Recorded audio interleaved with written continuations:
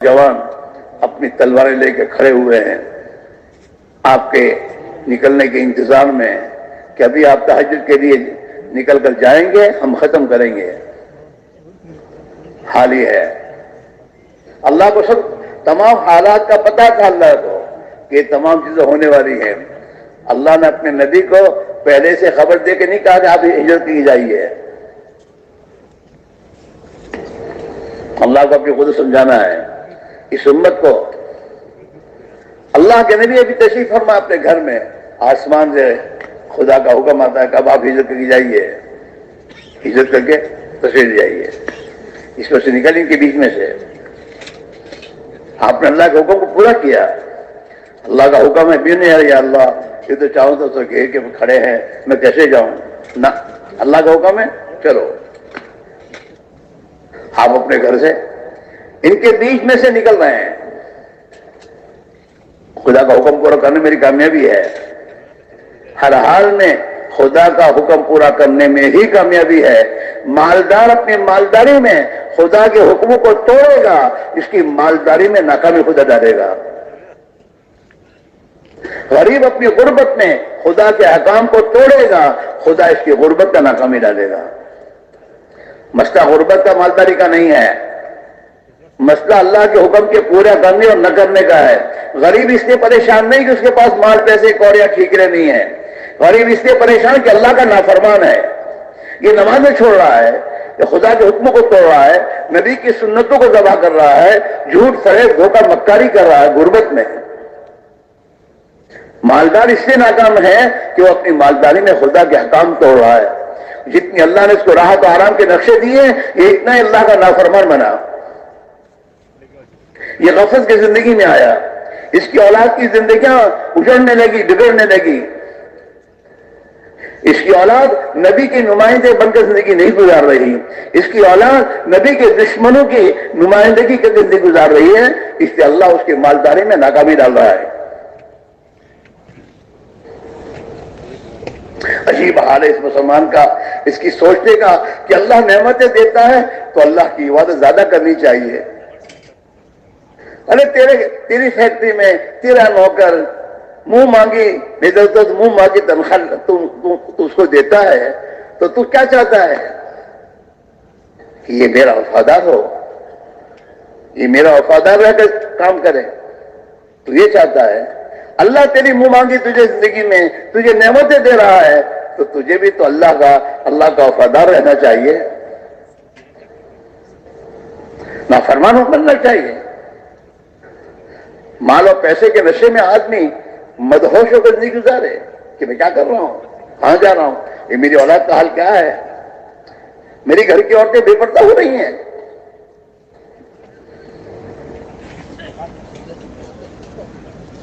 میں انہیں اپنے ساتھ گھومنے پھرنے لے جا رہا ہوں.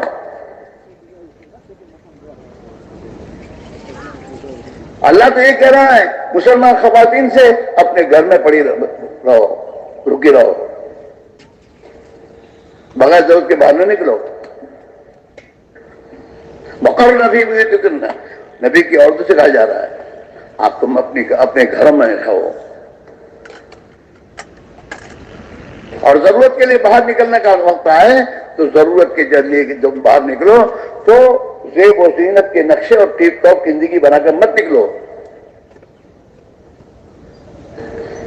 وَلَا تَبَرَّجْنَ تَبَرُّجَ الْجَاهِلِيَّةِ الْأُولَىٰ، ایمان سے پہلے جو جہالت کی زندگی میں بناؤ سنگار کر کے تم باہر نکلا کرتی تھی اور مردوں کے سامنے جایا کرتی تھی، ایسے مت جاؤ.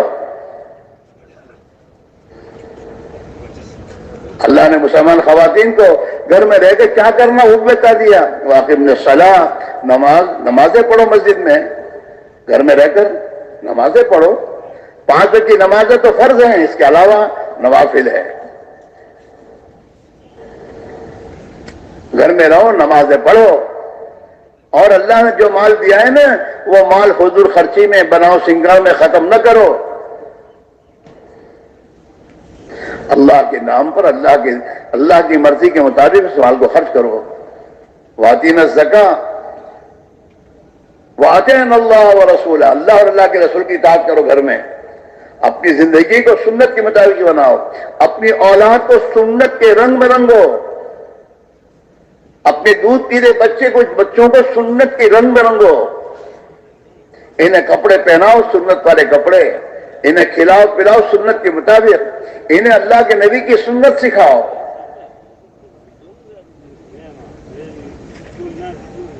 اللہ کی اطاعت کرو، شادیوں میں خدا کی اطاعت کرو۔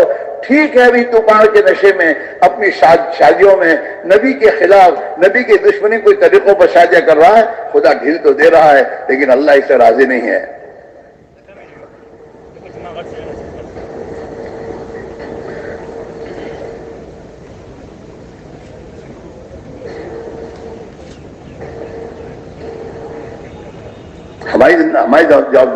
ہماری جوابداری ہے، ہماری ذمہ داری ہے کہ ہمارے گھر میں نبی کے طریقے خلاف کوئی چیز نہیں آ سکتی۔ جیسے تو مالدار ہے اور مالدار ہونے کی حالت کیا میرے گھر میں چور رہا ہے اور اس کی تمام تدبیر کیا کرتا ہے، ایسے تیرے گھر میں نبی کی سنت کے خلاف کے طریقے نہ آئیں، یہ بھی تیرے ذمہ ہے۔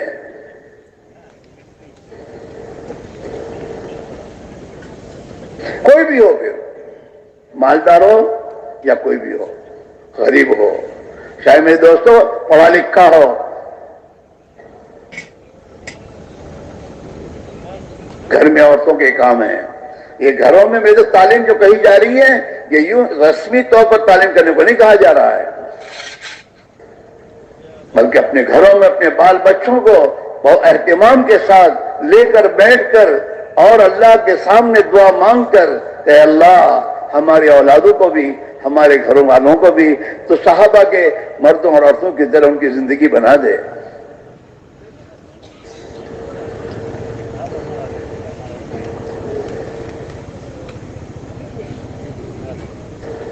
ہاں، گھروں کی تعلیم میرے دوستوں، جو جیسے ہمارے بڑے فرماتے ہیں، ہم نیت کر کے اپنے گھروں میں اپنے بال بچوں کو تعلیم کے حلقوں میں بیٹھ کر یہ نیت کر کے کہ اللہ کے نبی، اللہ کے نبی کے کلام کا نور میرے اور میرے گھر کے میرے بال بچوں کے دلوں میں اتر جائے اور ان کی زندگیوں میں نبی والی زندگی آئے، نبی والا رہن سہن آئے، معاشرہ آئے۔ آپ اپنے گھروں میں اور ہم اپنے گھروں میں سوچے تو صحیح کہ میرے بال بچوں کے جذبات کیا بن رہے ہیں۔ میرے گھر میں تعلیم تو کر رہا ہوں، اس تعلیم کے نتیجے میں میرے بال بچوں کے جذبات کیا بن رہے ہیں۔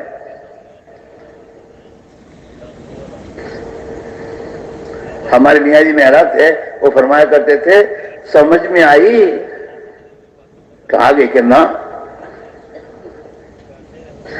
ابھی تو تجھے تیرے ذہن میں آئی ہے، سمجھ میں نہیں آئی۔ سمجھ میں آئی وہ کب کہا جائے گا کہ جو حدیث تو نے سنی ہے اس پر عمل کرے تو سمجھ میں آئی۔ حضرت معاذ کی صحبت یافتہ لوگوں میں سے تھے، وہ یوں کہتے تھے کہ سمجھ میں آنے کا مطلب وہ حدیث جو تو نے سنی تیری عمل میں آئی تو سمجھ میں آئی ہے، اور اگر عمل میں نہیں آئی تو سننے میں آئی ہے، سمجھ میں نہیں آئی ہے۔ ہم صحابہ کے واقعات پڑھ کے گھروں میں سنانے کے بعد ہم دیکھیں کہ ہمارے بال بچوں کے جذبات کیا ہی بنے کہ بیوی نے کبھی کہا میرے پاس یہ بہت کپڑے ہیں، کیا کام آئیں گے، اپنے محلے کے پیچھے بہت سے غریب ہیں ان کے پاس پہنچانا چاہیے، تو سمجھو کہ جذبہ بن رہا ہے اندر، تعلیم کا اثر آ رہا ہے۔ ہمارے گھر میں ہم کتنا کھائیں گے، یہ 15 قسم کے کھانے کیوں بنائیں گے؟ ہم اپنے کھانوں کو سادہ بنائیں گے اور غریبوں کے گھروں میں پہنچائیں گے، تو سمجھو کہ اب میرے گھر کی عورتوں کا جذبہ صحیح بن رہا ہے، تعلیم کی تاثیر ظاہر ہو رہی ہے۔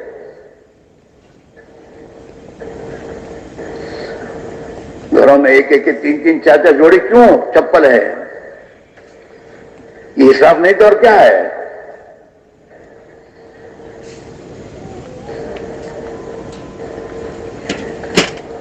کس بنیاد پر رہی ہے؟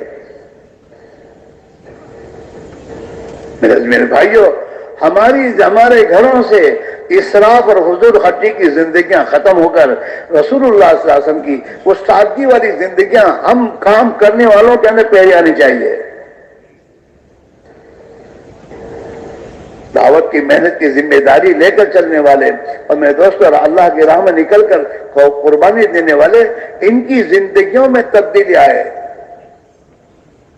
سادگی آئے، مال اللہ کی راہ میں خرچ ہو رہا ہو، مال غریبوں پہ خرچ ہو رہا ہو، دین کے تقاضے دور دور کے پورے ہو رہے ہوں، تو سمجھو کہ ابھی ہماری زندگی صحیح رخ پر آ رہی ہے. اور اگر شیطان یہ سمجھا رہا ہے اللہ نے دیا ہے خرچ کرنے میں کیا حرج ہے، تو یہ شیطان کا چکر ہے. اللہ نے دیا ہے تو فضول خرچی کرنے نہیں دیا.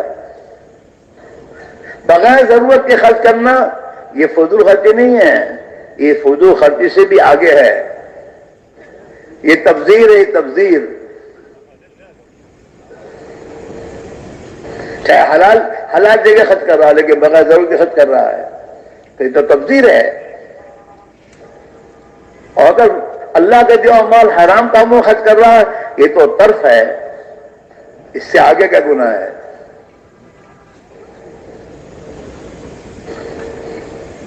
تو ہم کام کرنے والے جو جمع ہوئے وہ اس بات کو سوچیں ہماری زندگی کا رخ کیا ہو رہا ہے. ہمارا رخ، اس محنت کا مقصد تو یہ ہے کہ ہمارا رخ جیسے صحابہ کا رخ تھا اللہ اور اللہ کے رسول کی طرف، ہماری زندگی کا رخ وہ ہو جائے، ہماری سوچ وہ ہو جائے جو ان کی سوچ تھی. اللہ کا دین دنیا میں زندہ کیسے ہو، ہمارا درد وہ ہو جائے جو ان کا درد تھا. ابوبکر صدیق رضی اللہ تعالیٰ عنہ اللہ کے پیارے نبی علیہ السلام کے دنیا سے تشریف جانے کے بعد جب امت میں بگاڑ آیا تو ابوبکر صدیق بے چین ہو گئے اور اس بے چینی کی حالت میں کہہ رہے ہیں اَيُنْقَصُ الدِّينُ وَأَنَا حَيٌّ، اللہ کے دین میں نقصان آئے، مسلمان کی زندگی دین سے ہٹ رہی ہو اور مسلمان دین سے نکل رہا ہو اور میں زندہ رہوں، یہ کیسے ہو سکتا ہے؟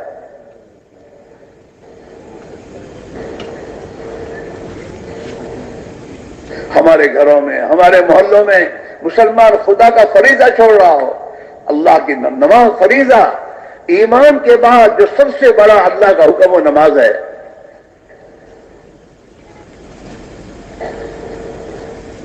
ہمارے محلوں میں دوستوں مسلمان نماز چھوڑ رہا ہو، ہمارے خاندانوں میں جوان بچے نماز چھوڑ رہے ہوں، فجر کی نماز میں گھر میں پڑے سو رہے ہوں اور ہمیں ذرا بھی دل میں پریشانی نہ ہو، بے چینی نہ ہو. کیا ہے یہ؟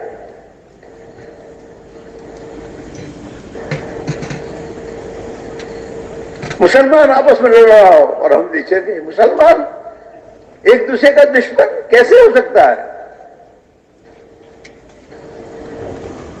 ہم آپس میں ایک دوسرے کے دشمن بن رہے ہو، ہمارے دلوں میں بگاڑ ہو، یہ نہیں ہو سکتا.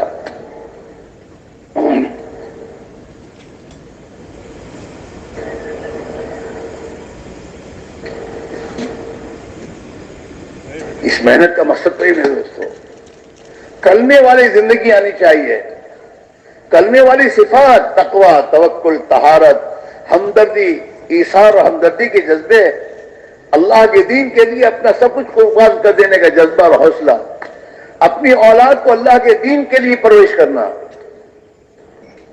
اپنے بچے اور بچوں کو اللہ کے دین کے لیے پرورش کرنا. پرورش کرنے کے معنی یہ ہے ان بچوں کی تربیت میں یوں اپنی تمام طاقت و قوت کو خرچ کرنا. ہماری بچیاں کسی کے گھر میں نکاح کے بعد جائے تو وہ بچی دین کا درد و فکر لے کر جا رہی ہو اور اس گھر کی زندگی ان گھر والوں کی زندگی کے بدلنے کا ذریعہ بن جائے. ہمارا بچہ اس کی زندگی میں دین اور دین کا فکر اتنا آ رہا ہو کہ وہ جب نکاح کرے گا اور کسی کے بچے اس کے گھر میں آئے تو اس کا فکر یہ ہو کہ میری بیوی اور میں اللہ کے دین کے محنت کرنے والے کیسے بنے.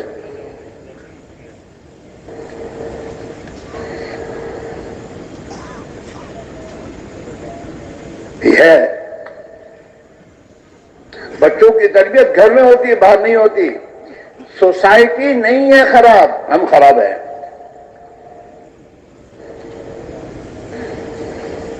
محلے میں میدوسو پاخانے اور میدوسے سب پھیلے ہوئے ہوتے ہیں، تو اس میں ہم اپنے بچوں میں بیٹا سنبھل کے چلنا،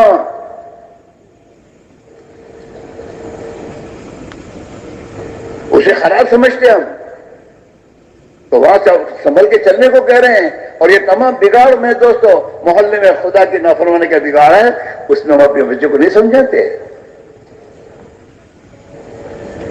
سب سے پہلی بات تو یہ ہے ہمارے گھر میں ہمارے بچوں کو وہ ایمانی قوت، وہ ایمانی طاقت و فکر مل جائے کہ جو باہر کے ماحول کو سمجھنے لگے کہ غلط ہے، مجھے نہیں کرنا چاہیے۔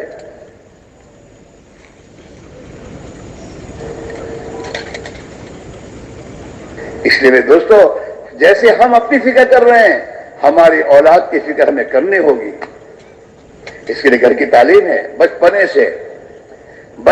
سے اس بچے کے دل کان کے راستے سے اللہ اور آخرت، اللہ کی بڑائی اور عظمت، حضرت رسول اللہ صلی اللہ علیہ وسلم کی سنتوں کی عظمت اس کے دل میں اترے بچپنے سے۔ جس دن سے پیدا ہوا ہے اس دن سے اللہ نے ہمیں تعلیم دی ہے کہ پیدا ہونے کے ساتھ اس کے کان میں اذان کہو، ایک کان میں اقامت کہو، اللہ کی بڑائی اس کے دل میں آئے، اللہ کی عظمت اس کے دل میں آئے، اللہ کی وحدانیت اس کے دل میں اترے، محمد رسول اللہ صلی اللہ علیہ وسلم کی رسالت کا یقین دل میں اترے، نماز پر کامیابی اور خدا کے حکم کے پورا کرنے میں کامیابی کا یقین اس کے دل میں اترے۔ صرف اذان دے کے کافی نہیں، اذان دلوا کے یہ بتایا کہ اب یہ تمہارے گھر میں اس کے کان میں سوائے توحید، اللہ کی بڑی عظمت کی اور کوئی بات اس کے کان میں نہیں جانی چاہیے۔ اللہ کے رسول صلی اللہ علیہ وسلم کی زندگی کو حاصل اختیار کرنے میں کامیابی یہی اس کے کان میں جانا چاہیے۔ گھروں میں یہ تذکرے زندہ ہونے چاہیے۔ ہمارے ایک بات فرمایا کرتے تھے رحمت اللہ علیہ، کرنے کے کاموں میں لگو تو نہ کرنے کے کاموں میں بچو، نہ کرنے کے کاموں سے بچو گے۔ کرنے کے کام گھروں میں نہیں ہو رہے تو پتہ نہیں کیا کیا آ رہا ہے گھروں میں۔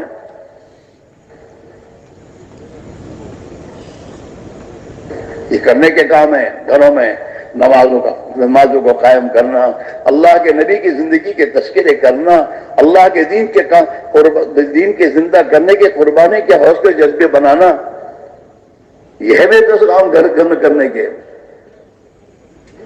وَأَطِیعُوا اللَّهَ وَرَسُولَهُ، اللہ اور کے رسول کی اطاعت کرو۔ ہمارے گھروں میں سنت کے خلاف کوئی چیز نہیں ہونی چاہیے۔ ہماری بیوی اگر سنت کے خلاف لباس پہنتی ہے تو ہم اس کو سمجھائیں گے تیرے سنت کے خلاف زندگی گزارنے کا اثر میرے بچوں پہ پڑے گا، کل پہ یہ بچہ یہی مانگے گی تو سنت کے مطابق زندگی گزار، تو سادگی زندگی گزار۔ ٹھیک ہے اللہ نے بہت دیا ہمیں، لیکن اللہ نے ہمیں یہ بھی تو کہا ہے کہ اطیعوا اللہ واطیعوا الرسول، اللہ کے رسول کی اطاعت کرو۔ اللہ کے نبی نے یہ بتایا ہے۔ اللہ کے نبی علیہ السلام اگر چاہتے تو اپنی بیٹی فاطمہ سے اللہ کو دعا کر کے جنت سے لباس اترواتے، لیکن آپ نے نہیں کیا۔ آپ کی بیٹی کس حال میں زندگی گزار رہی ہے؟ آپ نے حضرت عائشہ سے کیا فرمایا؟ عائشہ جب تک تیرے کپڑوں میں پیوند نہ لگ جائے اس کو پرانا مت سمجھ۔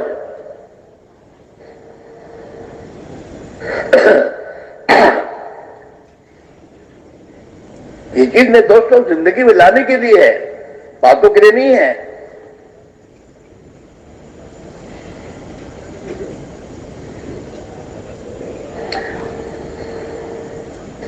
اس لیے میرے بھائیوں آپ آزاد سے گزارش یہ ہے، یہ ہمارے پرانوں کا جوڑ جو ہے، اس پرانوں کے جوڑ میں اس بات کے تذکرے ہوتے ہیں، مذاکرے ہوتے ہیں کہ بھئی ہمیں اپنی زندگی کو اس رخ پر لاتے ہوئے امت میں اس کو زندہ کرنا ہے۔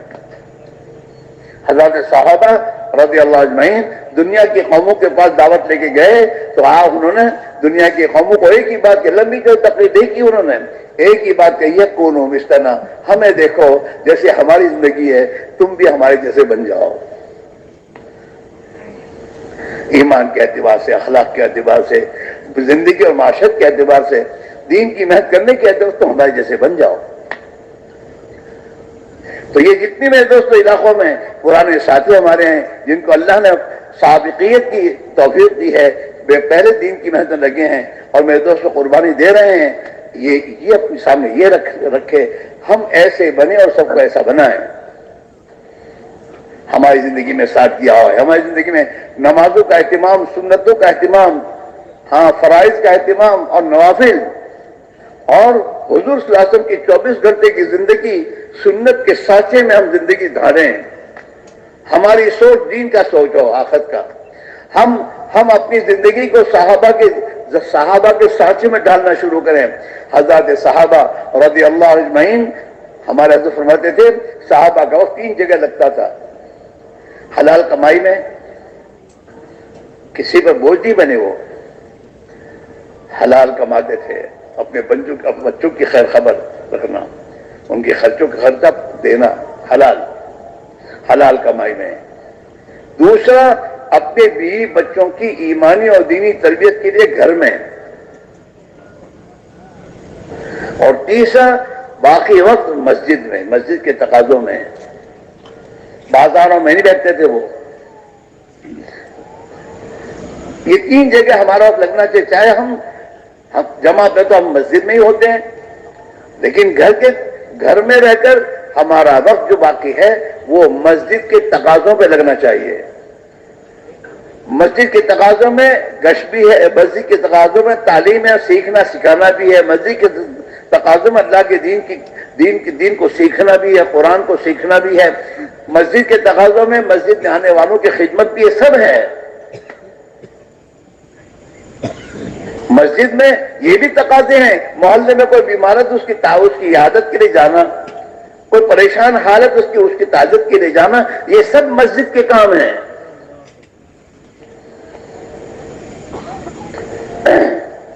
ہمارا فارغ وقت مسجد میں لگنا چاہیے. 2.5 گھنٹے نہیں، 8 گھنٹے نہیں. ہر آدمی کی رات کو جو جتنا ہم میں طاقت ہے، ہماری استطاعت کے اعتبار سے ہمیں اپنا وقت لگانا چاہیے. اور ہر آدمی جانتا، وہ اس کا اللہ جانتے ہیں اس کے پاس کتنا وقت ہے. اسے اللہ کے دین کے تقاضوں میں لگانا ہے. کوئی لگائے نہیں لگائے، مجھے لگانا ہے. مجھے مسجد میں جانا ہے، مسجد جا کے بیٹھ جاؤں. اکیلا ہوں اللہ کی یاد کروں گا، تسبیح پڑھوں گا، دعا مانگوں اللہ سے، روؤں گا اللہ کے سامنے. امت کے حالات، میرے محلے میں جو حالات، اس کو یاد کر کے کہ اللہ میرے محلے میں تو یہی حالات ہیں، امت ان حالات سے گزر رہی ہے، اللہ تو رحم فرما دے. یہ کب تک تیری نافرمانیاں کریں گے؟ اللہ سے آؤزاری کرے. ایک آدمی 2 آدمی آ گئے، ملاقات میں نکلنے کی تک بنے کہ بھائی اپنے کیا تقاضا ہے، کیا کرنا. کوئی بیچارہ آیا ہے جس کو نماز یاد نہیں ہے، اس کو لے کے بیٹھ جاؤ، سکھاؤ. کوئی پریشان حال ہے، اس کی پریشانی کا علاج کرو. ہمارا تو ہر کام مسجد سے ہوتا ہے، اور ہم تو مسجد والے ہیں، ہم بازار والے نہیں ہیں. ہم تو مسجد والے ہیں، مسجد سے ہم بازار جاتے تھے اپنے دنیا کے کاموں کے لیے. کام نمٹ گئے پھر آ گئے مسجد میں. جتنا فساد اس مسلمان کی زندگی میں آ رہا ہے، وہ میرے دوستوں فارغ وقت کو مسجد کو چھوڑ کر بازاروں میں اور میرے دوست آپس کی مجلسوں کھیوں میں بیٹھنے کی بنیاد پر برائیاں آ رہی ہیں.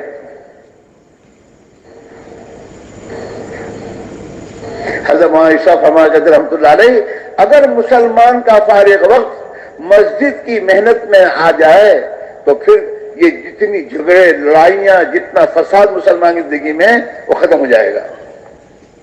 گھروں میں جھگڑے آ رہے ہیں بازاروں سے. بازار کی میٹنگ مجلسوں میں بیٹھ کر ایک دوسرے کے خلاف بیان، میرے دوستوں یہ آپ غیبت اور ایک دوسرے کے خلاف میرے دوست تبصرے جو ہوتے ہیں نا، اس سے آپس میں دشمنیاں پیدا ہوتی ہیں اور جھگڑے آتے ہیں گھروں میں، لڑائیاں.